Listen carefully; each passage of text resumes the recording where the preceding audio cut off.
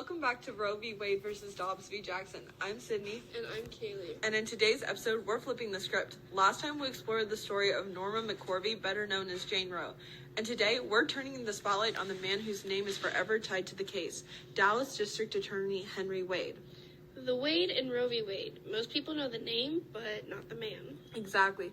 I would like to preface that this was very hard to find information on Henry Wade. It's almost as if he was slowly erased from history over time. Wow, that's kind of crazy, especially given his involvement with the case. Yeah, I was quite surprised when researching his perspective. Anyways, today we're going to dive into Wade's role, what he stood for, and why he defended Texas's abortion laws, and how, despite his name being part of one of the most famous Supreme Court cases in American history, he sort of faded into the background afterward.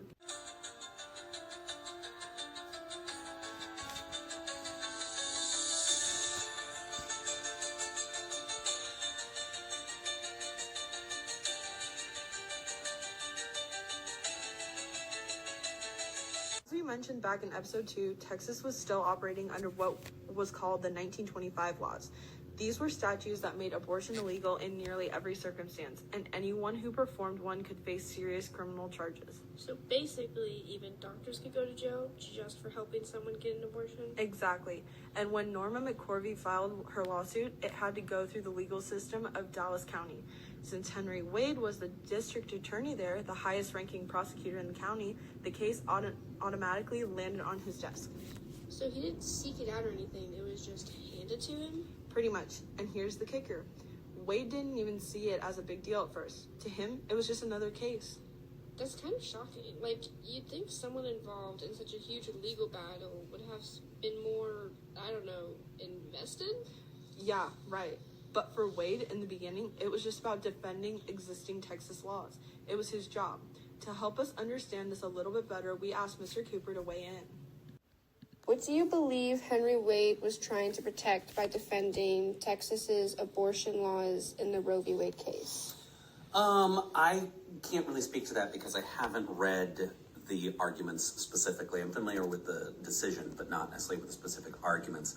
I can imagine usually it comes from two different places, though, and this is where, speaking of it this way, number one is the states' rights issue, like saying this is a matter of, it's certainly in the interest of states to retain as much of their reserved powers as they possibly can. And the second one is there's, of course, the moral argument. If you believe life begins at a phase earlier than a termination can take place, then that is consistent with those beliefs. The argument at its core was actually pretty simple, but powerful. While Roe's legal team argued that women should have a constitutional right to choose if and when they have an abortion, Wade stood firmly on the side of the state authority and the law as it existed in Texas. Okay, so he wasn't necessarily attacking women's rights, just defending what the state had already decided. Exactly. He argued that states not only could regulate medical procedures like abortions, they in fact should. In his view, Texas had a legitimate interest in protecting unborn life, starting at the moment of conception. That's a really different way of framing it. Less about control and more about responsibility. That's how he saw it. He also pointed to the Constitution itself, saying that because the right to an abortion wasn't explicitly written into it, it wasn't the court's job to create one. So he was more of a, if it's not in the Constitution, don't assume it's a right kind of guy? That's a good way to put it. Wade believed decisions about abortion should be made by states and their elected officials, not federal judges. This tapped into a broader constitutional idea, the fear of judicial overreach. I've heard that term before. It's the idea that courts can go too far and kind of make law instead of just interpreting it, right? Yes, exactly. Mr. Cooper, if you're listening, just know you have taught me something. And for the people who shared Wade's view in Roe v. Wade, wasn't just about an abortion. It was about the role of courts and how much power judges should have. Mr. Cooper also weighed in on this by trying to think from the perspective of a pro-life group. Perspective of a pro-life organization. Do you think the state should have the authority to regulate abortion, even in cases of personal choice or privacy? That's a really complex, open question. I'm not sure. Part of this is we're playing a game of, this is probably going to the second one. You can always create a scenario where you think a specific course of action is appropriate. And a lot of times when it comes to these Supreme Court cases, we create scenarios like that. One of the things is, I really can't think of anything I'm comfortable saying right now, but I would imagine both pro-life and pro-choice organizations are going to create scenarios where, I will talk to the politics for a moment. Anti-abortion organizations talk about women voluntarily undergoing late-term abortions and compare it to infanticide. Whereas pro-choice organizations will talk about women who have been assaulted and are involuntarily pregnant by somebody who maybe betrayed that person. And so both sides are going to create the scenario that best supports their argument. Which version of reality or events people choose to support is their own affair. And definitely resonated with a lot of Americans, especially those who believe that life begins at conception and that unborn children deserve legal protection. For those people, defending the Texas law wasn't just a legal stance, it was a moral one. So for them, it wasn't about punishing women, it was about protecting what they saw as life? Exactly. And even though Wade himself wasn't some outspoken moral crusader, he ended up being a symbol for that entire perspective. It's kind of ironic, honestly. His name is everywhere, but it sounds like he never really wanted the spotlight. Totally. After the case, Wade continued working as a district attorney until 1987.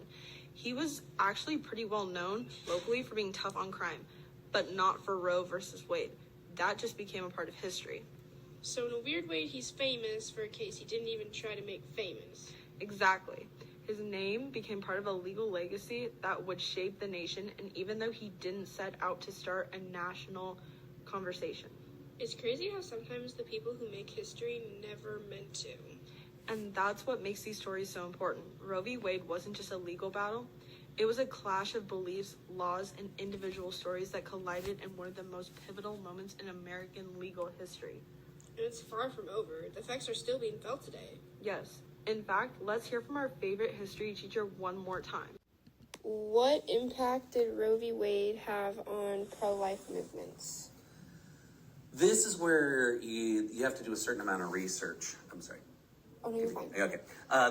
The first thing is that the Roe v. Wade when the Roe v. Wade came out, it was certainly opposed significantly by a group of people, but it was not a major political controversy until the early 1980s. And it really was, one of the things I had to do on a research project long ago was look at an old magazine called Christianity Today, which is still out and in very much is kind of like the central Protestant communication magazine. There's lots and lots of others. I'm not saying it's not the only one, but within the debate in Protestant Christianity, a lot of mainstream Christian organizations at that time were, I don't want to say open-minded, but did not take a stand, did not view it as a particularly controversial item.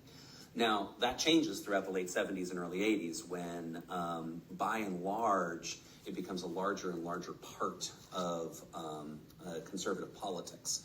One of the things to keep in mind is that plenty of Republican politicians into the early and mid-1980s were pro-choice.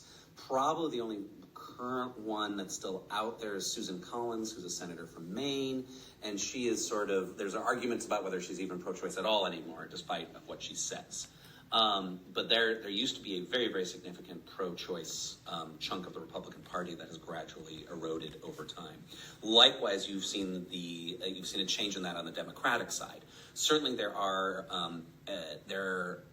Democratic politicians who personally oppose abortion. One of the ones I remember is the former Senate Majority Leader Harry Reid, but he was also very clear that I personally oppose abortion, but I do not wish for it to be.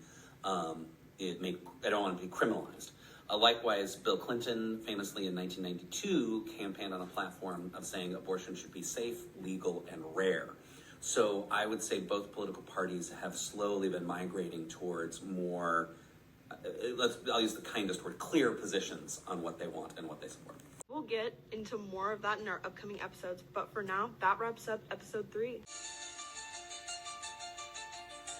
Next next time on Roe v. Wade versus Dobbs v. Jackson, we start shifting toward the present. We'll take a look at how the legal foundation set by Roe eventually came under fire, leading us to the case of Dobbs v. Jackson Women's Health Organization. And trust us, it's a turning point you don't want to miss. See See you you next next time. time.